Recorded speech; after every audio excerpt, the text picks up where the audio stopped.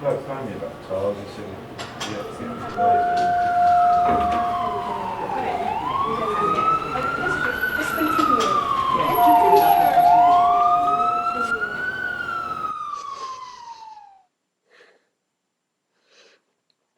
My mother came to this country from Ukraine, from a town she said was so small you couldn't find it on a map. And now nobody can because the Nazis wiped it off the face of the planet. She was 8 when the German death squads rounded up her family, and 800 Jews and marched them to a ravine they had dug in the forest. They were told to take off their clothes because apparently the Nazis were not content to murder their victims. They had to strip them of their dignity as well. My mother's knees buckled from the shock when the machine guns fired, and she fell into the ditch with the rest of them. But somehow the bullets missed her. Instead, she lay there for 2 days, terrified that the Germans hadn't left, with the corpses of her mother, father, and 4 sisters around her. Finally, she dug her way to the surface through the lifeless, bloody bodies and the dirt. For 2 months, she foraged in the forest. One night, she was sneaking into a barn to steal some eggs and water, and she was spotted. But the woman, a peasant who'd been unable to have children, took pity on her. She just told the neighbors she'd taken on a new farmhand. After the war, my mother headed west with a small bundle of food. The Russian troops who found her put her in a refugee camp. She spent 3 months there with Jews like her. Not dead, but not alive either. Just lost souls who doubted they would ever feel at home anywhere on the planet ever again. When she came to this country in 1946, she had no money, family, friends, garnished mid garnished, she used to say. A whole lot of nothing.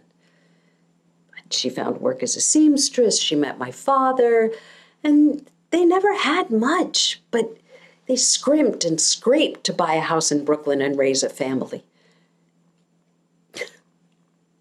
My mother wept when they got their first toaster and refrigerator. Oh, she said she had never seen such beautiful things.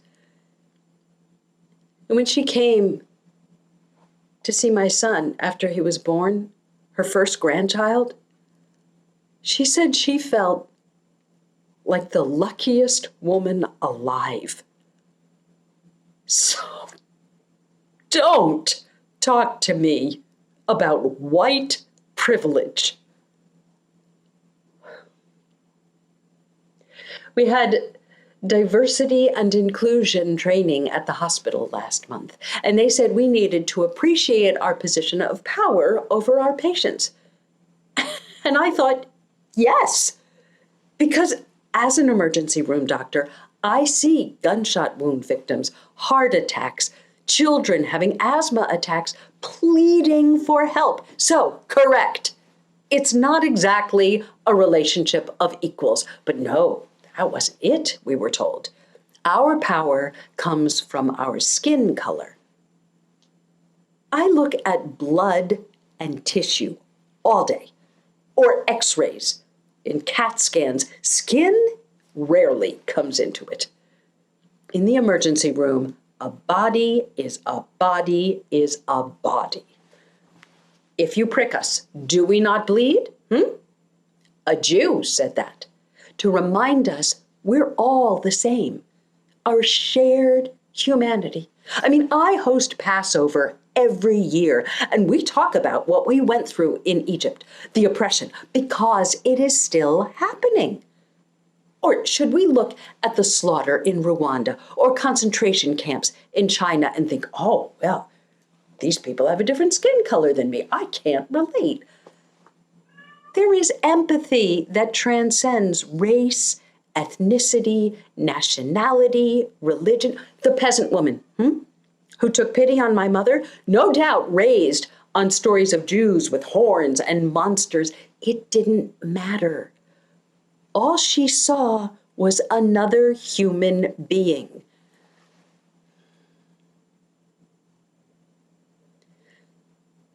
About 5 years ago, my mother was diagnosed with Alzheimer's.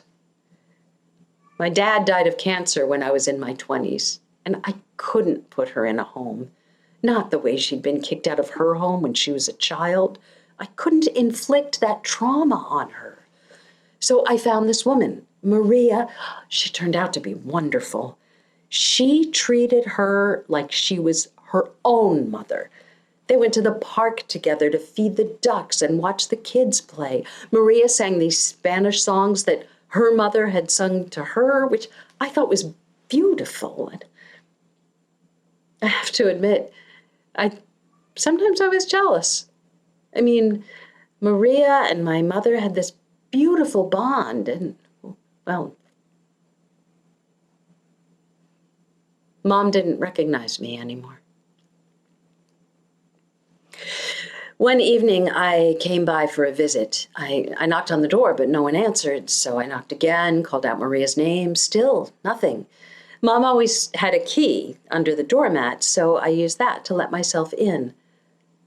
My mother was lying in bed. Her hair hadn't been brushed. She was still in the nightgown she had slept in. She reeked of urine. I called Maria. It turned out her mother had gotten COVID.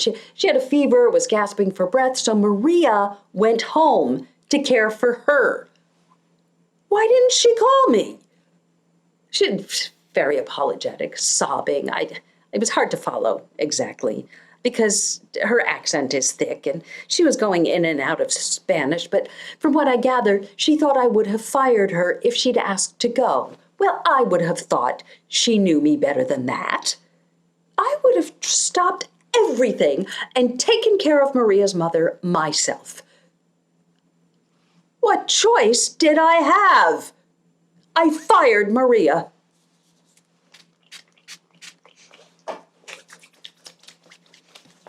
It's crazy busy at the hospital lately. COVID. I've got people coming in night and day. A lot of them, they do not make it. One night, I was coming around a corner, and who did I see? Maria. She's standing next to a patient on a gurney in the hallway. They were parking them there. They didn't have enough rooms for everybody. Maria didn't see me. She went off somewhere, maybe the bathroom, I don't know, or maybe it's just a pattern with her. Abandon people when they need her. Well, it was Maria's mother lying there. You could see the resemblance.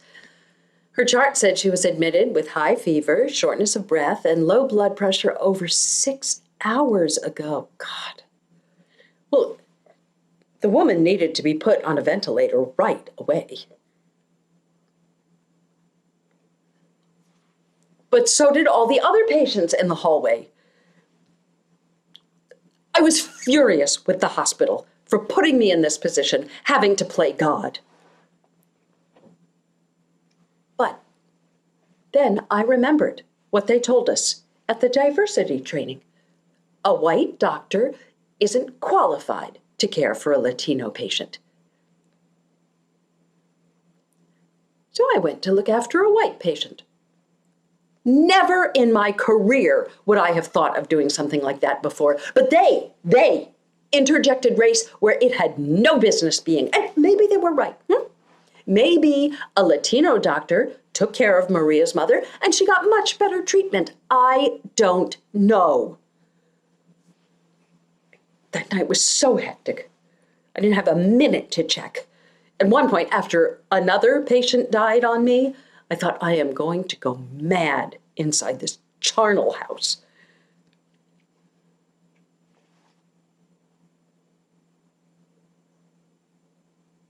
My mother died last week.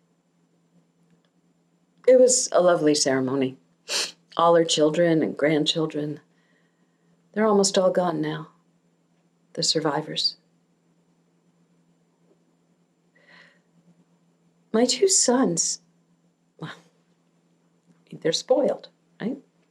They've grown up with fancy schools and ski vacations, summer camp with water sports and clam bakes.